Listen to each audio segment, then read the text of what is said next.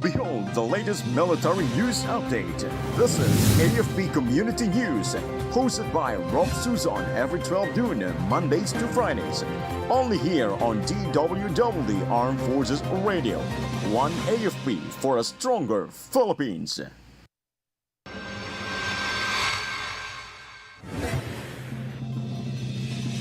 AFP clarifies resignation reports after FPRRD's arrest unverified. Armed Forces of the Philippines remains professional and non-partisan. Rising prices, food security, and loneliness top concerns of Filipino millennials. Higher water rates seen for second quarter of 2025.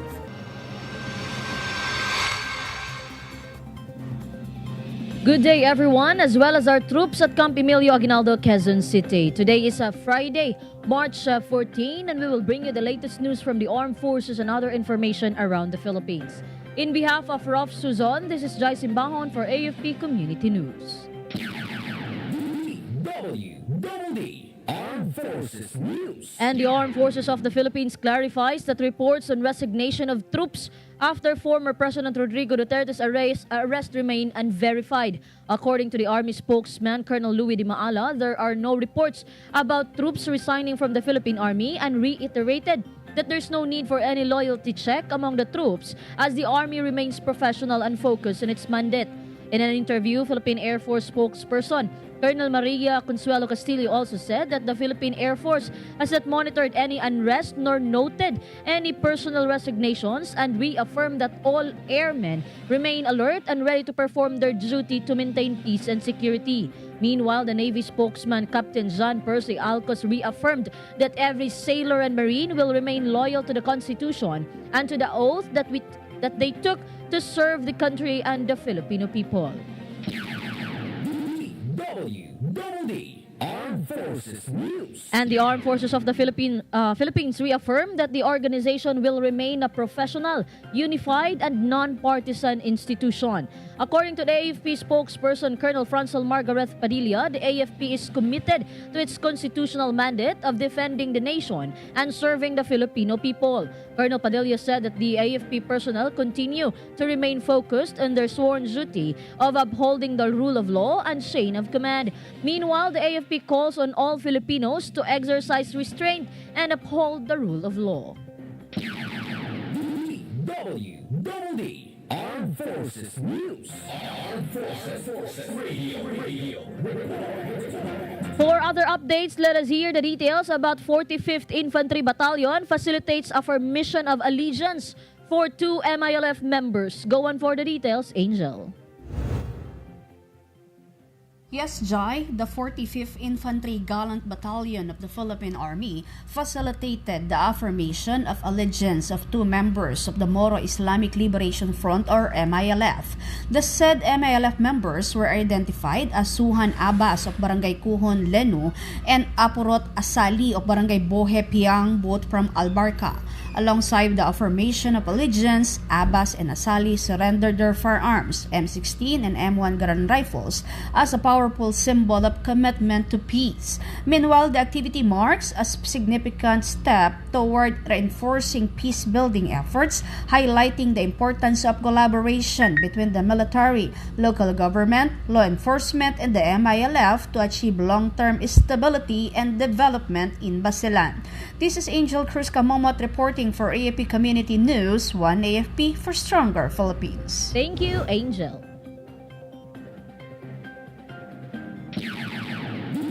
DWDD Armed Forces News. And the Philippine Navy's Philippine Fleet participated in a coastal cleanup along the coastline of Sitio Cabangaan, Barangay Kawag, Subic, Zambales.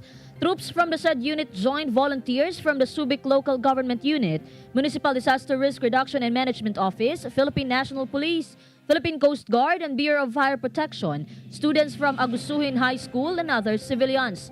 During the activity, debris were cleared, waste were collected, and the natural beauty of the coastline was restored. Meanwhile, the Philippine Fleet reaffirmed its commitment to an active collaboration with the community to safeguard the environment and protect marine ecosystems. DWDD Armed Forces News. And the 94th Infantry Battalion participated in the mass turnover ceremony of the 13 completed sub-projects under the Department of Social Welfare and Development Kalahi CIDSS Peaceful and Prosperous Pamayanan program held at Zeco Land Hotel, Barangay 9, Kabangkalan City. In his message, 94th IB Commanding Officer Lieutenant Colonel Zayfred D. Tayaban Infantry Philippine Army commended the joint efforts of the government and the community. Meanwhile, the said projects aimed improve the infrastructure, livelihoods, and social services for Kabangkalan residents. DWDD Armed Forces News. Armed Forces Radio. On the other line, let us hear more from Gina about Philippine Military Academy conducts career orientation and info drive at Philippine Science High School Diliman Campus. Gina? Philippine Military Academy conducted the Career Orientation Lecture and Information Drive at the Philippine Science High School Diliman Campus. During the said event, the Academy, through the Office of the Cadet Recruitment and Admission, set up booths for career guidance. The booths feature distribution of informational materials, collective briefings, one-on-one career counseling, and online application assistance. Meanwhile, the activity aimed to inform and inspire students, provide them equal opportunities to compete for cadetship, and select the most qualified candidates for the PMA class of 2030. This is Gina reporting for AFP Community News, 1 AFP for Stronger Philippines. Thank you, Gina. DWDD Armed Forces News. And the Mobile Community Support Sustainment Program team from Alpha Aguila Company of the 90th Infantry Bikislahi Battalion and the 1st Civil Military Operations Company facilitated the signing of peace agreement in Dato Hofer, Maguindanao del Sur. The activity was centered on discussing peaceful resolutions for the security concerns that caused the residents to flee their homes. During the meeting, the troops re-echoed the concerns to the local government unit of Dato Hofer and was concluded through the signing of peace agreement by the representatives of the tribal community, a certain group of Ahay, chairmen of Mantao and Sayap, both from the said municipality, and representatives from the peace-inclined armed group. Meanwhile, both Alpha Aguila Company of the 90th IB and the 1st CMOC reaffirmed both units' commitment to strengthen ties and collaboration with the communities to ensure lasting peace and security within its areas of operation. DWDD Armed Forces News. And for our national news, DWDD National News. a new survey conducted by Archipelago Analytics has identified the rising cost of living, food security, and loneliness as the most pressing concerns among Filipino millennials. 85% of respondents consider inflation as the country's most urgent issue. Food security follows closely, with 80% of the respondents citing as a critical issue. Meanwhile, loneliness ranks third, with 72% identifying as a major concern. The respondents also highlighted the increasing need for mental health and social well-being initiatives. DWDD National News. Armed Forces Radio. And now let us hear a reporter on the ground about 90th Infantry Battalion conducts political candidates forum and peace covenant signing with various government agencies. Go on for the details, Spencer. Yes, Jhai, the 19th Infantry Bikislahi Battalion successfully conducted a political candidates forum and peace covenant signing held at the town hall of Dato Hofer, Maguindanao del Sur. 90 IB, in collaboration with the Commission on Elections, local government of the municipality of Dato Hofer, Maguindanao del Sur, and the Philippine National Police Maguindanao del Sur, aim to ensure the candidates will be accountable to their promises for a peaceful elections and to avoid any forms of violence and manipulation during the election. During the said forum, a pledge of commitment and peace covenant signing of the candidates participating in the local election 2025 in the town of Dato Hofer was conducted and was followed by the presentation of loose firearms under small arm and light weapon. There are 3 high-caliber firearms represented. Meanwhile, 90IB reaffirmed its commitment to ensure a peaceful, orderly, and reliable 2025 elections. This is Spencer, reporting for AFP Community News, 1 AFP for a stronger Philippines. Thank you, Spencer. And Manila Water will increase its rates for the second quarter of 2025 due to the weakening of the peso. The Metropolitan Water Works and Sewerage System Regulatory Office explained that the depreciating peso has affected the foreign currency differential adjustments. For residential customers of Manila Water, the approved tariff was 61 peso and 8 centavos per cubic meter for the second quarter of 2025. Meanwhile, regular residential customers consuming 10 cubic meters or less would get an increase of 21 centavos for the second quarters, for 45 centavos for regular residential customers consuming 20 cubic meters or less, and 90 centavos for regular residential customers consuming 30 cubic meters or less. DWDD National News. And President Ferdinand Marcos Jr. said that strategic investments in the country reached more than 4.6 trillion pesos in February. Marcos said this could generate nearly 300,000 jobs for Filipinos.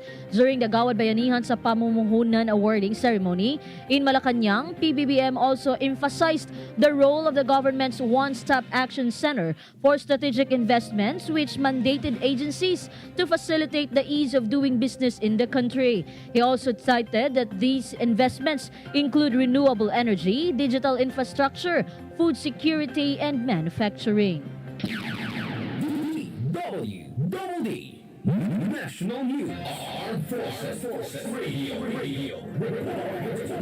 And let us hear more updates from Mel Jhai about reservists. ROTC cadets joined the Freedom March 2025 Bataan Death March commemorative walk. Mel Jhai?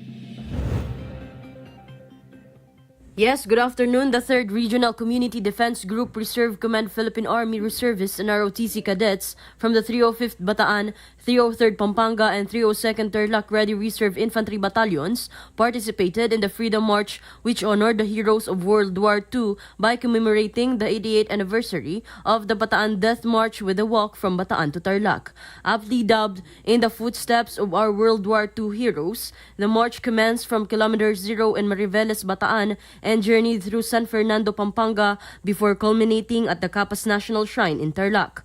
The Freedom March 2025 highlighted the collective commitment of the Filipinos to honor the sacrifices made in the pursuit of freedom. This is Meljo Inesio Arroco reporting for AFP Community News, 1 AFP for Stronger Philippines.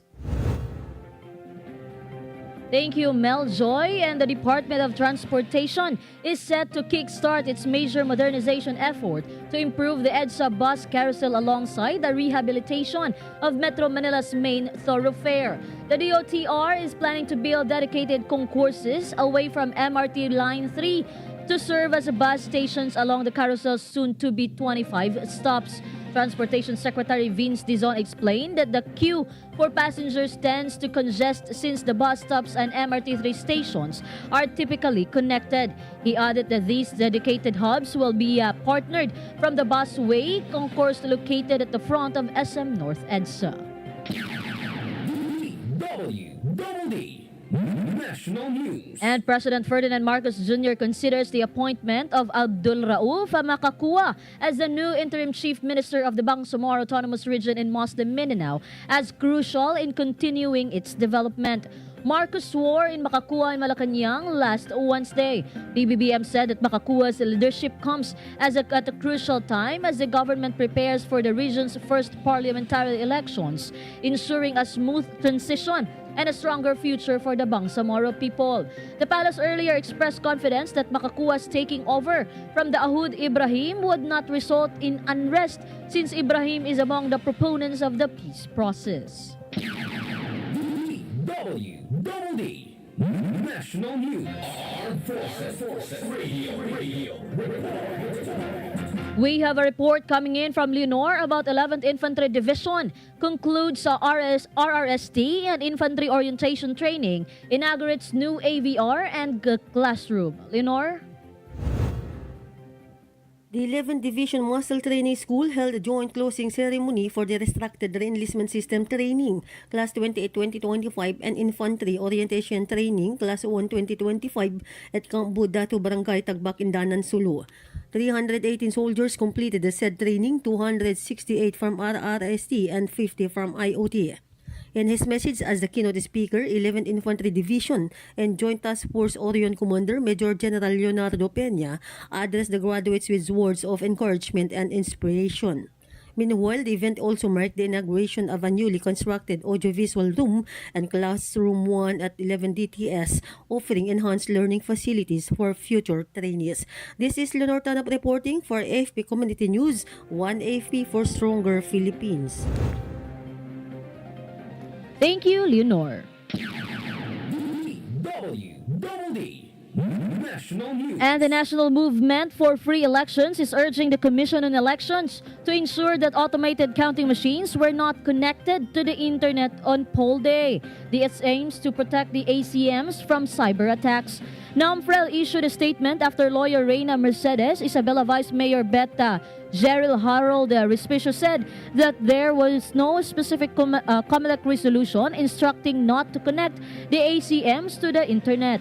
NAMFREL said to dispel any doubt, they recommend to the COMELEC the inclusion of a provision that explicitly instructs the Electoral Board not to connect the ACM to the internet until after the first batch of 9 copies of the election returns shall have been printed. DWDD National News. And Ombudsman Samuel Martira said 90% of the complaints filed before his office ahead of the 2025 elections are politically motivated. Martira said that the office of the Ombudsman gives importance to all complaints. However, they recognize the cases and dismiss those without basis. Under the Ombudsman Act of 1989, the office of the Ombudsman can, on its own or on complaint by anyone, investigate acts or omissions by public officers or employees, offices, or agencies. DWDD National News. Armed Forces Radio. More updates about Joint Task Force National Capital Region and partners launch iftar offerings, distribute meal packs, and NCR. Go ahead for the details, Mabe.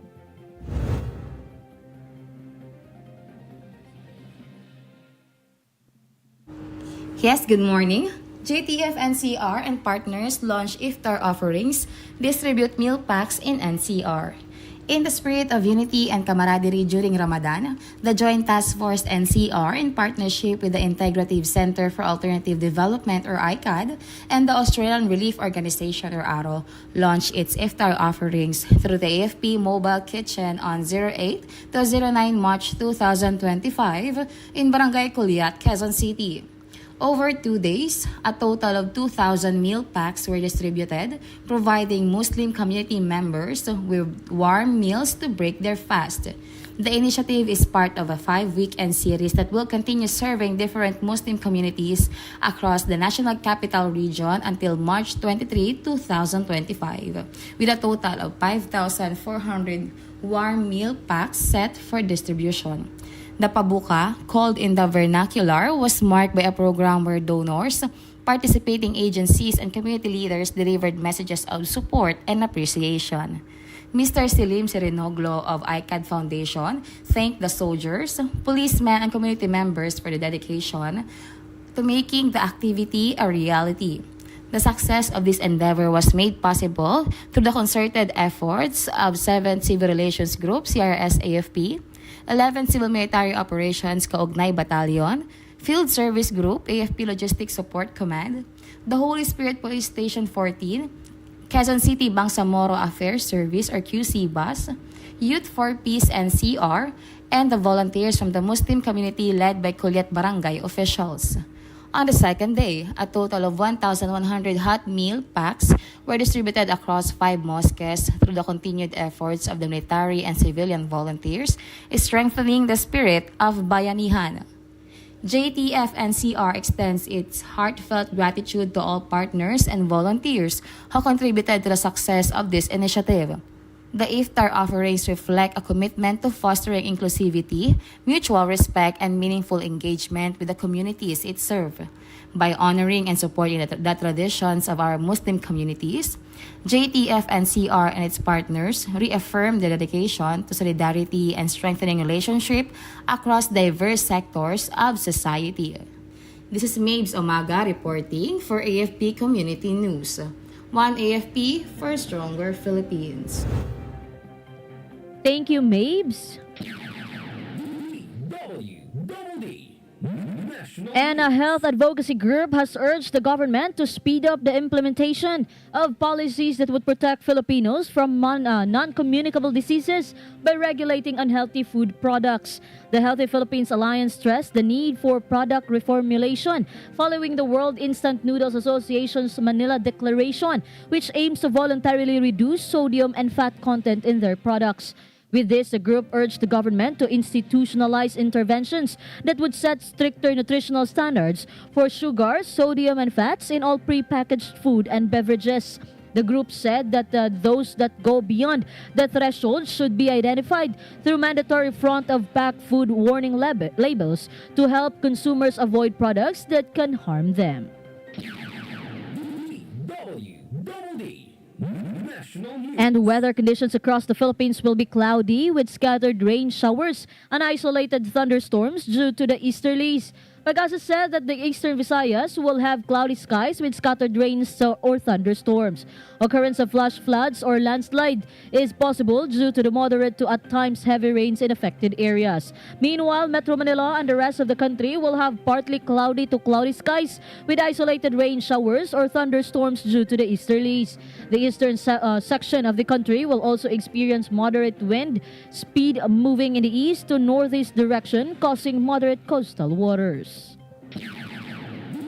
DWDD National News. Armed Forces Radio. And now let us hear more from Beth about 11th Infantry Division launches National Women's Month with the General GAD Forum.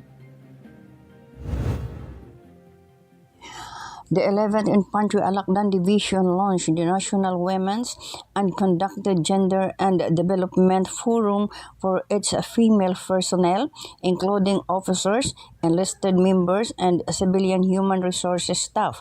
The said event was led by the 11th ID and Joint Task Force Orion Commander's wife, Mrs. Neri Fina, who highlighted the role of women as a pillar of strength, compassion, and resilience in families, communities, and society. In her message, Mrs. Pina emphasized how women embody spiritual virtues such as love, integrity, and selflessness. Meanwhile, the event aimed to empower women within the division by fostering awareness of gender-related issues while promoting personal and professional growth. This is Betaneta reporting for the AFP Community News, One AFP for the Stronger Philippines. Thank you, Beth Taniete. DWDD National And News. for our final news, the city government started the reconstruction of the 1 billion pesos recovery and recycling complex at and Eco Park in Barangay Felisa. The 33rd hectare facility developed in partnership with the IPM Construction and Development Corporation is adjacent to the sanitary landfill. Phase 1 of the project will include the construction and site development of the mechanized materials recovery facility along with the installation of essential facilities and equipment as well as electrical and lighting system. The MRF will feature a conveyor belt sorting line, integrated waste solutions, baling of recyclables, tree trimming, yard waste recycling, and withdraw composting. DWDD National News. And that's all for today's broadcast. Thank you for joining us, especially to our audience on our Facebook page, AFP Radio DWDD. Don't forget to tune in next week for more updates, same time, same station. Again, this is Jhai Simbajon for AFP Community News, One AFP for a Stronger Philippines. Behold the latest military news update. This is AFP Community News, hosted by Rob Suzon every 12 noon, Mondays to Fridays. Only here on DWDD Armed Forces Radio. One AFP for a stronger Philippines. Ito ang DWDD 1134 kHz AM. Balita, impormasyon at musika. Ito ang DWDD AFP Radio. Boses ng Kawal Pilipino. Kayo ay nakatutok sa DWDD AFP Radio. Kami po ay kasapi ng KBP, Kapisanan ng mga Broadcaster ng Pilipinas.